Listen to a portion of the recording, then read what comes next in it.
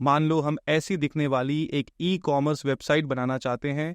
User search bar में जो भी लिखेगा उससे मैचिंग प्रोडक्ट नीचे दिखने लगेंगे।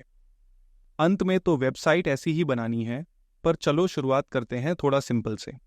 हम प्रोडक्ट की सारी डिटेल ना दिखाकर अभी के लिए सिर्फ प्रोडक्ट का नाम दिखाएंगे। चलो कोड लिखना शुरू करते हैं। सबसे पहले हम HTML कोड में लिख लेते हैं एक इनपुट, और फिलहाल के लिए जावास्क्रिप्ट कोड में बना लेते हैं एक अरे जिसमें उन प्रोडक्ट्स के नाम स्टोर्ड हैं जो हम बेच रहे हैं। फिर बनाएंगे एक फंक्शन फिल्टर प्रोडक्ट्स। हमें इस फंक्शन के अंदर वो कोड लिखना है जो यूजर को अरे में से उसका सर्च किया हुआ प्रोडक्ट ढूंढ कर दे दे। हम चाहते हैं कि ये फंक्शन तब रन हो जब यूजर इनपुट की वैल्यू चेंज करे। इनपुट की वैल्यू चेंज होने पर अगर किसी फंक्शन को रन करना है तो उसके लिए हमें यूज करना होगा इनपुट का ऑन चेंज एट्रीब्यूट। तो चलो इनपुट पर ऑन चेंज एट्रीब्यूट लगाकर वैल्यू में अपना फंक्शन कॉल कर देते हैं। अब जब जब यूजर इस इनपुट की वैल्यू को चेंज करेगा तो ये फंक्शन रन हो जाएगा। चलो फंक्शन के अंदर एक कंसोल लॉग लगाकर चेक कर लेते हैं कि इनपुट के चेंज पर फंक्शन रन हो रहा है या नहीं। देखो जैसे ही हम इनपुट में कुछ लिखकर बाहर क्लिक कर रहे हैं तो कंसोल में प्रिंट हो रहा है फंक्शन कॉल हुआ। चलो अब इस फंक्शन के अंदर वो कोड लिखते हैं जो यूजर को उसका सर्च किया हुआ प्रोडक्ट ढूंढ कर दे दे। लेकिन उसके लिए पहले हमें यहाँ वो वैल्यू चाहिए होगी जो यूजर इनपुट में लिखेगा।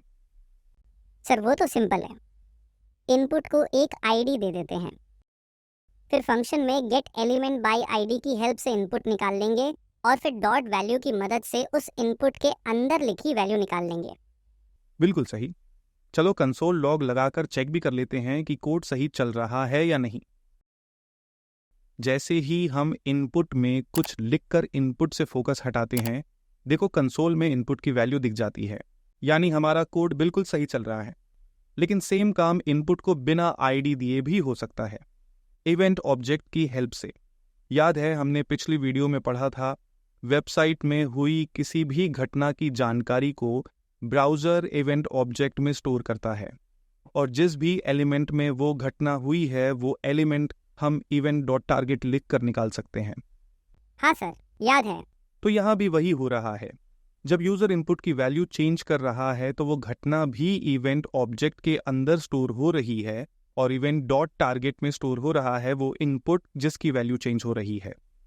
तो चलो फंक्शन को इवेंट ऑब्जेक्ट पास कर देते हैं। और हाँ, अब इस आईडी की जरूरत नहीं है, तो चलो इसे हटा देते हैं। हमने अपने फंक्शन को इवेंट ऑब्जेक्ट पैरामीटर पास कर तो दिया, पर हमारा फंक्शन तो कोई पैरामीटर लेता ही नहीं है। तो चलो फंक्शन में एक पैरामीटर ऐड कर देते हैं। अब हम इनपुट का ऑब्जेक्ट निकालने के लिए gate element by ID use नहीं करेंगे, अब हम यूज करेंगे इवेंट डॉट टारगेट।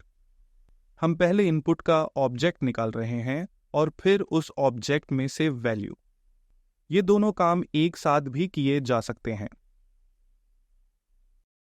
यूजर द्वारा लिखी हुई वैल्यू तो हमारे पास आ गई। अब हमें प्रोडक्ट्स की अरे में से वो प्रोडक्ट्स अलग करने हैं जो यूजर वैल्यू से मैच होते हों। उसके लिए हमें यूजर वैल्यू को अरे के सारे एलिमेंट्स के साथ एक एक करके मिलाकर देखना पड़ेगा, और जो प्रोडक्ट्स मैच हो जाएंगे उनको एक नई अरे में स्टोर कर लेंगे। तो चलो इस कंसोल को हटा देते हैं और फिर एक मैचिंग नाम की अरे बना लेते हैं जिसमें यूजर वैल्यू से मैच होने वाले प्रोडक्ट स्टोर होंगे। उसके बाद बनाते हैं एक फॉर लूप जो 0 से शुरू होगा और तब तक चलेगा जब तक i की वैल्यू अरे की लेंथ से कम है। लूप के अंदर हम लिख लेंगे let product is equal to product i, यानी लूप के हर चक्कर में हमें अरे के अंदर से अगला अगला प्रोडक्ट मिलता जाएगा। फिर हम चेक करेंगे कि क्या प्रोडक्ट यूजर वैल्यू के बराबर है। यदि हाँ तो हम उसे मैचिंग अरे में डाल देंगे, और लूप खत्म होने के बाद मैचिंग अरे को कंसोल में प्रिंट करा देंगे। चलो इसे चलाकर देखते हैं। देखो जैसे ही हम इनपुट में बॉल पेन लिखकर उससे फोकस हटाया तो प्रोडक्ट्स अरे में से बॉल पेन निकलकर मैचिंग अरे में आ गया और मैचिंग अरे कंसोल में प्रिंट हो गई। ऐसे ही जब हमने इनपुट में लिखा जेल पेन तो जेल पेन स्ट्रिंग फिल्टर होकर प्रिंट हो गई। अच्छा ये बताओ, अगर हम सिर्फ पेन लिखें तो क्या होगा? सर तब तो जितनी भी तरह के पेन अरे में हैं वो सब दिखने चाहिए। चलो ट्राई करके देखते हैं। ये क्या, पेन लिखने पर तो एम्प्टी अरे आ रही है। असल में ऐसा इसलिए हो रहा है क्योंकि हम यहाँ वो प्रोडक्ट निकाल रहे हैं जो यूजर वैल्यू के बराबर हैं, लेकिन पेन और बॉल पेन तो एक दूसरे के बराबर है नहीं, और ना ही पेन और जेल पेन एक दूसरे के बराबर हैं। इसलिए वो मैचिंग अरे में नहीं जा रहे और हमें कंसोल में एम्प्टी अरे मिल रही है। तो सवाल है क्या किया जाए। यहाँ हमारी हेल्प करेगा जावास्क्रिप्ट का इंक्लूड्स फंक्शन। इंक्लूड्स का मतलब होता है शामिल। चलो एक एग्जाम्पल से समझते हैं कि इंक्लूड्स फंक्शन कैसे काम करता है।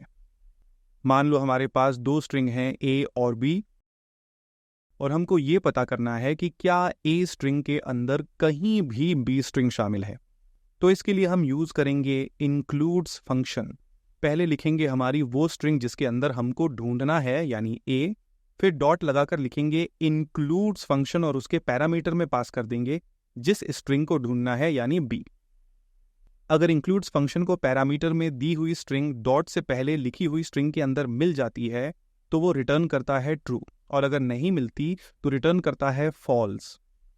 जो भी इंक्लूड्स फंक्शन रिटर्न करेगा वो हम एक वेरिएबल में स्टोर कर लेते हैं और फिर उस वेरिएबल को कंसोल लॉग करा देते हैं। देखो कंसोल में ट्रू लिखा आ रहा है क्योंकि मैंगो वर्ड इस स्ट्रिंग के अंदर है, और अगर हम बी वेरिएबल में मैंगो की जगह पर ऑरेंज लिख दें और फिर चेक करें तो देखो कंसोल में फॉल्स लिखा आ रहा है क्योंकि ऑरेंज इस स्ट्रिंग में कहीं नहीं है। अच्छा, अब ये बताओ अगर मैं पहली वाली स्ट्रिंग में लिख दूं मुझे कोड योगी से पढ़ना बहुत पसंद है और दूसरी स्ट्रिंग में लिख दूं योग, तो क्या होगा? सर, योग तो इस स्ट्रिंग में कहीं है ही नहीं, तो फॉल्स रिटर्न होगा। चलो देखते हैं कंसोल में क्या प्रिंट होता है। अरे ये क्या, कंसोल में तो ट्रू लिखा आ रहा है। लेकिन सर इस स्ट्रिंग में योग शब्द तो कहीं लिखा ही नहीं है। ये देखो यहाँ पर कोड योगी में योग लिखा है ना। लेकिन सर ये तो शब्द का हिस्सा है, पूरा शब्द थोड़ी ना है। असल में इंक्लूड्स फंक्शन शब्द से शब्द नहीं मिलाता, अक्षर से अक्षर मिलाकर देखता है, कुछ इस तरह। अगर स्ट्रिंग के लास्ट तक उसको कोई मैच नहीं मिला तो वो फॉल्स रिटर्न करता है, और अगर मिल गया तो वो ट्रू रिटर्न करता है। अगर हम सेकंड स्ट्रिंग में ई स्पेस सी लिख दें तो क्या तब भी ट्रू रिटर्न होगा? हाँ बिल्कुल, क्योंकि उसे यहाँ ई स्पेस सी मिल जाएगा। देखो कंसोल में ट्रू प्रिंट हो रहा है। इंक्लूड्स फंक्शन से रिलेटेड एक बात और है, अगर हम इंक्लूड्स फंक्शन को ढूंढने के लिए एम्प्टी स्ट्रिंग दे दें तो वो हमेशा ट्रू रिटर्न करता है। यानी अगर हम यहाँ बी की स्ट्रिंग को एम्प्टी सेट कर दें और फिर वेबसाइट को चलाकर देखें तो देखो कंसोल में अभी भी ट्रू प्रिंट हो रहा है। उम्मीद है ये समझ आ गया होगा कि इंक्लूड्स फंक्शन कैसे काम करता है। अब चलते हैं वापस हमारी वेबसाइट की तरफ। अगर हम इंक्लूड्स फंक्शन की मदद से बॉल पेन स्ट्रिंग में पेन ढूंढेंगे तो ट्रू रिटर्न होगा क्योंकि उसको पेन यहाँ मिल जाएगा। तो चलो अपनी ई कॉमर्स वेबसाइट के कोड में चेंज करते हैं और इफ की कंडीशन में ट्रिपल इक्वल टू वाला कोड हटाकर लिखते हैं प्रोडक्ट डॉट इंक्लूड्स और पैरामीटर में दे देते हैं यूजर वैल्यू। ध्यान रहे कि जो ढूंढना है वो हमेशा पैरामीटर में लिखना है और जहां ढूंढना है वो हमेशा डॉट से पहले। यानी अब जिस प्रोडक्ट के अंदर यूजर वैल्यू शामिल होगी तो वो प्रोडक्ट मैचिंग अरे में ऐड हो जाएगा। चलो अब इसे चलाकर देखते हैं। अगर हम इनपुट में पेन लिखते हैं और फिर कहीं बाहर क्लिक कर इनपुट से फोकस हटाते हैं तो देखो कंसोल में दोनों पेन सर्च होकर आ रही है। लेकिन अभी भी एक प्रॉब्लम है। देखो अगर हम इनपुट में पेन लिखते समय उसका पी छोटे की जगह कैपिटल लिख दें तो कंसोल में बॉल पेन और जेल पेन नहीं बल्कि पेंसिल लिखा आ रहा है, और अगर हम पूरा पेन कैपिटल में सर्च करें तो एम्प्टी अरे आ रही है। लेकिन सर ऐसा हो क्यों रहा है?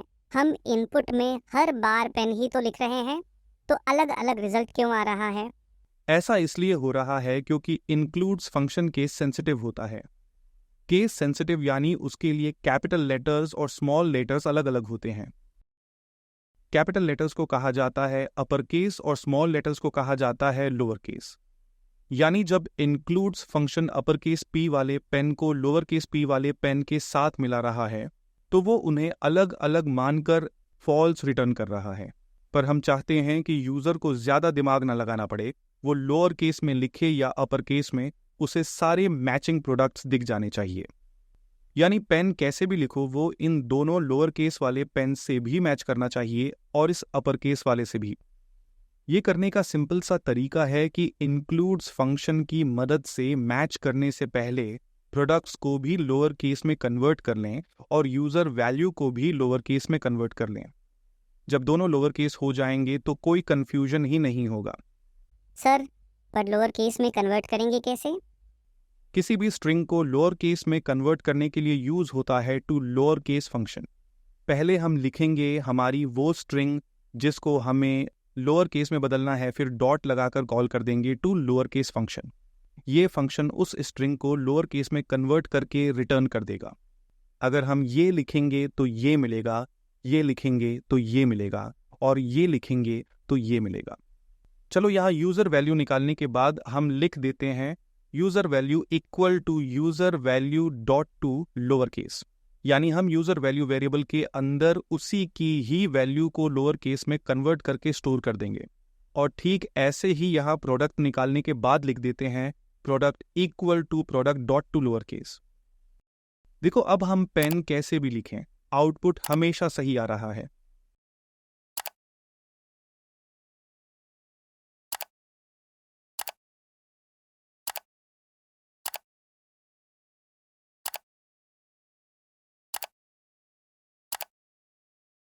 बस एक छोटी सी प्रॉब्लम है, जो अरे कंसोल में प्रिंट हो रही है उसके सारे प्रोडक्ट्स भी लोअर केस में दिख रहे हैं, लेकिन प्रोडक्ट्स वाली अरे में तो इनका पहला लेटर कैपिटल है। ऐसा इसलिए हो रहा है क्योंकि हमने अरे में पुश करने से पहले यहाँ प्रोडक्ट को लोअर केस में कन्वर्ट कर दिया है। हम भले ही ये चाहते हों कि इंक्लूड्स फंक्शन को प्रोडक्ट लोअर केस में मिले, लेकिन साथ ही ये भी चाहते हैं कि प्रोडक्ट उसी केस में यूजर को दिखे जिस केस में हमने अरे में स्टोर किया है। अब इसके लिए हम यहाँ प्रोडक्ट की जगह पर लिख देते हैं प्रोडक्ट्स आई, ताकि लोअर केस में कन्वर्ट किया हुआ प्रोडक्ट इंक्लूड्स फंक्शन यूज करे और बिना लोअर केस हुए सेम प्रोडक्ट अरे में पुश हो जाए।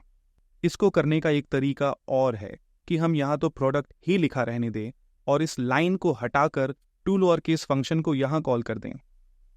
अब इंक्लूड्स फंक्शन को मिलने से पहले हमारा प्रोडक्ट लोअर केस में कन्वर्ट हो जाएगा और यूजर वैल्यू के साथ मैच होने पर ये वाला प्रोडक्ट मैचिंग अरे में पुश हो जाएगा। और हम चाहें तो इन दोनों लाइंस को मिलाकर एक लाइन में भी लिख सकते हैं। इस लाइन को हटाकर टू लोअर केस फंक्शन को event dot target dot value के बाद डॉट लगाकर कॉल कर दें। अब यूजर वैल्यू में यूजर का दिया हुआ इनपुट सीधा लोअर केस में ही स्टोर होगा। देखो अब प्रोडक्ट कैसे भी सर्च करो, अरे में प्रोडक्ट्स अपने ओरिजिनल केस में ही दिख रहे हैं। अब हमारा फिल्टर प्रोडक्ट्स फंक्शन सही काम करने लग गया है। तो चलो कंसोल की जगह पर प्रोडक्ट्स को स्क्रीन पर दिखाते हैं। सबसे पहले हमें स्क्रीन पर एक जगह चाहिए जहां प्रोडक्ट्स को दिखाया जाएगा। तो उसके लिए हम HTML फाइल में एक डिव बना लेते हैं और उसको ID दे देते हैं प्रोडक्ट्स। और फिर जावास्क्रिप्ट फाइल में इस कंसोल लॉग के बाद उस डिव एलिमेंट को निकाल लेते हैं। फिर बनाते हैं एक फॉर लूप जो 0 से शुरू होगा और तब तक चलेगा जब तक i की वैल्यू अरे की लेंथ से कम है। और फिर उस लूप के अंदर डिव के इनर HTML में मैचिंग अरे वाले प्रोडक्ट्स डाल देंगे। चलो वेबसाइट को चलाकर देखते हैं। अगर हम इनपुट में पेन लिखकर इनपुट से फोकस हटाते हैं तो स्क्रीन पर तो सिर्फ पेंसिल लिखा आ रहा है, लेकिन कंसोल में प्रिंट हो रही अरे में तो 3 प्रोडक्ट्स हैं, तो स्क्रीन पर सिर्फ एक ही प्रोडक्ट क्यों दिख रहा है? असल में यहाँ हम लूप के हर चक्कर के साथ साथ डिव के इनर HTML में पुरानी वैल्यू की जगह नई वैल्यू सेट कर रहे हैं, और इसलिए जो वैल्यू लास्ट में सेट हो रही है सिर्फ वो ही स्क्रीन पर दिख रही है। चलो एक बार अच्छे से समझते हैं क्या हो रहा है। जब हम पेन लिख रहे हैं तो लूप के पास प्रिंट करने को ये 3 प्रोडक्ट्स वाली अरे आ रही है। लूप के पहले चक्कर में डिव के इनर HTML की वैल्यू सेट हो रही है बॉल पेन, और दूसरे चक्कर में बॉल पेन की जगह सेट हो रही है जेल पेन, और ऐसे ही तीसरे चक्कर में जेल पेन की जगह पर पेंसिल। यानी सबसे आखिर में पेंसिल सेट हो रही है और इसलिए स्क्रीन पर सिर्फ पेंसिल ही दिख रहा है। इस प्रॉब्लम से बचने के लिए हमें यह करना होगा कि जब भी हम डिव के इनर HTML की वैल्यू सेट करें तो उसमें पुरानी वैल्यू भी जोड़ दें। उसके लिए हम डिव के इनर HTML में नई वैल्यू के साथ साथ पुरानी वैल्यू भी जोड़ देते हैं। जैसा कि हमने पहले पढ़ा था कि a equals to a plus B को हम a plus equals to b करके भी लिख सकते हैं। यानी यही सेम काम हम ऐसे ना करके यहाँ इक्वल टू से पहले एक प्लस लगाकर भी कर सकते हैं। अब div में पुरानी वैल्यू हटकर नई वैल्यू सेट नहीं होगी, बल्कि पुरानी वैल्यू के आखिर में नई वैल्यू जुड़ जाएगी। देखो, अब अगर हम इनपुट में पेन लिखकर इनपुट से फोकस हटाते हैं तो स्क्रीन पर तीनों प्रोडक्ट्स दिख रहे हैं। हम इस फंक्शन में दो काम कर रहे हैं। कोड का पहला हिस्सा प्रोडक्ट्स का यूजर वैल्यू से मैच करके एक नई अरे बना रहा है और कोड का ये हिस्सा उस अरे को स्क्रीन पर दिखा रहा है। क्लीन कोड के हिसाब से ये अच्छा रहता है कि एक ही फंक्शन में सब कुछ लिखने की जगह कोड को छोटे छोटे फंक्शंस में तोड़कर लिखा जाए। तो चलो इस फंक्शन को दो हिस्सों में तोड़ लेते हैं। शो प्रोडक्ट्स नाम का एक नया फंक्शन बना लेते हैं जो स्क्रीन पर प्रोडक्ट्स डिस्प्ले करेगा, और फिर ये अरे को स्क्रीन पर दिखाने वाला कोड फिल्टर प्रोडक्ट्स फंक्शन से हटाकर इसके अंदर मूव कर देते हैं, और फिर इस फंक्शन को फिल्टर प्रोडक्ट्स फंक्शन के लास्ट में कॉल कर देते हैं। लेकिन एक प्रॉब्लम है, शो प्रोडक्ट्स फंक्शन फिलहाल मैचिंग अरे को यूज ही नहीं कर सकता, क्योंकि मैचिंग वेरिएबल तो फिल्टर प्रोडक्ट्स के स्कोप में डिफाइंड है, यानी वो तो बस इन कर्ली ब्रेसेस के अंदर यूज हो सकता है। तो एक काम करते हैं, शो प्रोडक्ट्स फंक्शन को कॉल करते समय पैरामीटर में मैचिंग अरे पास कर देते हैं और फिर यहाँ शो प्रोडक्ट्स फंक्शन में निकाल देते हैं। यहाँ तो मैचिंग ही नाम पास करना पड़ेगा क्योंकि अरे का नाम मैचिंग है, लेकिन यहाँ हम किसी भी नाम से उसे निकाल सकते हैं, जैसे कि आइटम्स। बस जितनी जगह नीचे मैचिंग यूज हुआ है उसकी जगह हमको आइटम्स लिखना पड़ेगा। अब शो प्रोडक्ट्स फंक्शन को मैचिंग अरे मिल रही है। चलो इसे चलाकर देखते हैं। देखो, वेबसाइट पहले जैसी काम कर रही है। वेबसाइट तो काम कर रही है, लेकिन मान लो यूजर हमारी वेबसाइट पर आया और उसने कोई ऐसा प्रोडक्ट सर्च किया जो हमारी प्रोडक्ट्स लिस्ट में नहीं है, तो स्क्रीन पर कुछ भी नहीं दिखेगा। लेकिन हम तो चाहेंगे कि अगर यूजर का सर्च किया हुआ एक भी प्रोडक्ट ना मिले, यानी अगर ये मैचिंग अरे खाली हो, तो उसको बता दें कि ऐसा कोई प्रोडक्ट नहीं है। उसके लिए हम यहाँ लूप चलाने से पहले चेक कर लेते हैं कि अगर अरे की लेंथ 0 से ज्यादा है तभी लूप चलाओ, वरना स्क्रीन पर दिखा दो ऐसा कोई प्रोडक्ट नहीं मिला। देखो, अगर हम कोई ऐसा प्रोडक्ट सर्च करें जो प्रोडक्ट्स अरे में नहीं है, तो स्क्रीन पर लिखा आ रहा है ऐसा कोई प्रोडक्ट नहीं मिला। ये काम तो सही कर रहा है, लेकिन ये कोड पढ़ने में थोड़ा सा मुश्किल है। पहले ये इफ के कर्ली ब्रेसेस, उसके अंदर फिर फॉर लूप के कर्ली ब्रेसेस, इससे हमारा कोड थोड़ा सा घिच पिट सा लगता है। तो हम इसकी जगह दूसरा काम करते हैं, फंक्शन के शुरुआत में ही लिख देते हैं अगर अरे डॉट लेंथ 0 है तो स्क्रीन पर दिखा दो ऐसा कोई प्रोडक्ट नहीं मिला, और फिर वापस लौट जाओ, यानी रिटर्न। अब इस एल्स की जरूरत नहीं है और इफ की भी नहीं। अब अगर मैचिंग अरे में एक भी प्रोडक्ट नहीं होगा तो इससे आगे का कोड ही नहीं चलेगा। ये फंक्शन यहीं से वापस लौट जाएगा और स्क्रीन पर दिख जाएगा ऐसा कोई प्रोडक्ट नहीं मिला। चलो इसे चलाकर देखते हैं। देखो, जब मैचिंग प्रोडक्ट्स हैं तो स्क्रीन पर प्रोडक्ट शो हो रहे हैं, और जब नहीं हैं तो लिखा आ रहा है कि ऐसा कोई प्रोडक्ट नहीं मिला। वेबसाइट तो ठीक काम कर रही है, लेकिन नए सर्च के रिजल्ट्स के साथ पुराने सर्च के रिजल्ट्स भी दिख रहे हैं। हम तो ये चाहेंगे कि जो सर्च किया बस उसका रिजल्ट मिले। तो चलो डिव के इनर HTML में कुछ भी नया सेट करने से पहले उसको खाली कर लेते हैं। देखो, अब कुछ भी नया रिजल्ट दिखने से पहले पुराना सर्च रिजल्ट हट रहा है। लेकिन यहाँ डिव के इनर HTML को खाली करने की जगह हम एक काम और कर सकते हैं। हम इसकी जगह बना लेते हैं एक वेरिएबल जिसमें स्टोर कर लेते हैं एम्प्टी स्ट्रिंग। फिर डिव के इनर HTML की जगह हम प्रोडक्ट्स को इस स्ट्रिंग में जोड़कर स्टोर करते रहेंगे, और लूप खत्म होने के बाद इस वेरिएबल को डिव के इनर HTML में डाल देंगे। देखो, अभी भी नया रिजल्ट दिखने से पहले पुराना सर्च रिजल्ट हट रहा है।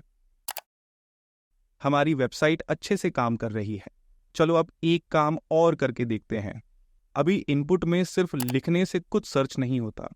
सर्च तब होता है जब लिखने के बाद कहीं और क्लिक करके इनपुट से फोकस हटा दिया जाए।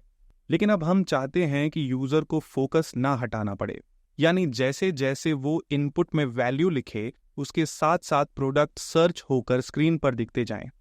उसके लिए हमें बस इस फिल्टर प्रोडक्ट्स फंक्शन को ऑन चेंज एट्रीब्यूट की जगह ऑन इनपुट एट्रीब्यूट को देना होगा। देखो हो गया। जब मैंने खाली P लिखा तो जिस जिस प्रोडक्ट के अंदर P आता है वो सभी स्क्रीन पर दिखने लगे, और PE लिखने पर बस वो प्रोडक्ट्स दिख रहे हैं जिनके अंदर PE शब्द शामिल है। हमारी वेबसाइट बनकर तैयार है। अब बस एक चीज बची है। देखो, अगर हम इनपुट में कोई प्रोडक्ट सर्च करें तो वो हमको स्क्रीन में दिखने लगता है। लेकिन ये बताओ, अगर फिर हम इनपुट खाली कर दें तो क्या होगा? सर तब तो कोई भी प्रोडक्ट स्क्रीन पर नहीं दिखेगा। चलो इनपुट को खाली करके देखते हैं। अरे ये क्या, स्क्रीन पर तो सारे प्रोडक्ट्स दिखने लग गए। लेकिन ऐसा क्यों? पता नहीं सर।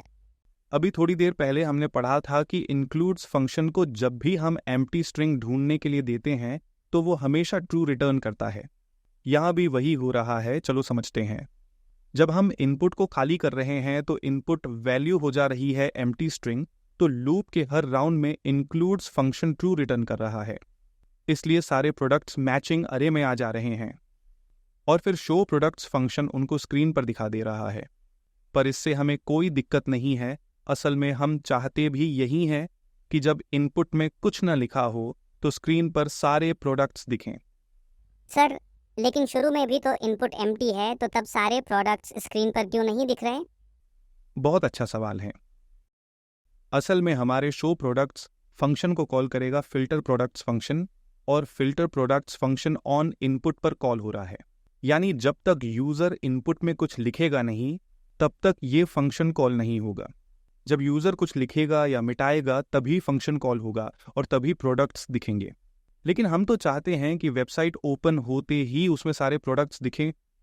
तो चलो हम शो प्रोडक्ट्स फंक्शन को यहाँ जावास्क्रिप्ट फाइल में कॉल कर देते हैं और उसके पैरामीटर में पास कर देते हैं सारे प्रोडक्ट्स की अरे, जो कि प्रोडक्ट्स नाम के वेरिएबल में स्टोर्ड है। देखो, अब वेबसाइट ओपन होते ही उसमें सारे प्रोडक्ट दिख रहे हैं।